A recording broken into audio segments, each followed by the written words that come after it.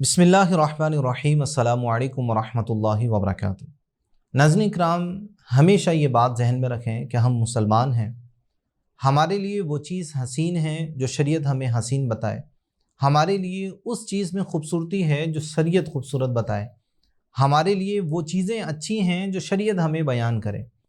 हम किन चीज़ों को इस्तेमाल कर सकते हैं, किन चीज़ों को पहन सकते हैं, कौन सी ज़ीनत के तरीके हम इख्तियार कर सकते हैं।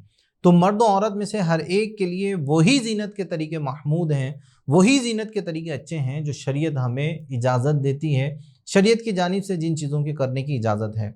बास मुसलमान नावाकिफ़ी की बुनियाद पर, जहालत की बुनियाद पर बस गैर मुस्लिमों को, फुस्साक व फुज्जार को देख कर उन पर वो चीज़ अच्छी मालूम होती है और उसको बस इसी वजह से इख्तियार कर लेते हैं। बाज़ कुफ़ार अपने चेहरे पर, अपने हाथों पर, अपनी पीठ, अपने बाजू, अपने सीने पर टैटू बनवाते हैं, तो मुसलमान मर्द भी टैटू बनवाना शुरू कर देते हैं। हालांकि शरई एतबार से ये जायज़ नहीं है।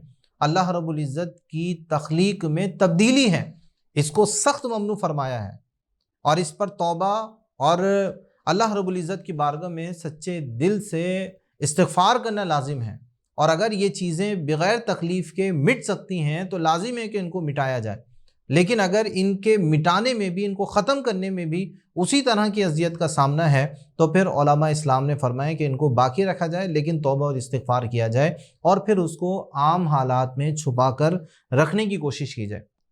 इसी तरह हमारे मुसलमान भाई अपनी कानों में बालियाँ पहन रहे हैं, नाकों में बालियाँ पहन रहे हैं, अपने होंठ को छिदवा रहे हैं, बाज़ अपनी आइब्रो को छिदवा देते हैं, या अगर नहीं भी छिदवाते तो फैशन के तौर पर कुफ़ार को देखकर, फुस्साक व फुज्जार पर उन चीज़ों को देखकर वो अपने कानों में वैसे ही मसनूई बालियाँ पहन रहे हैं, या अपनी आँखों पर बालियाँ लगा रहे हैं, अपनी नाक पर, अपने होंठों पर मुख्तलिफ़ चीज़ें कर रहे हैं।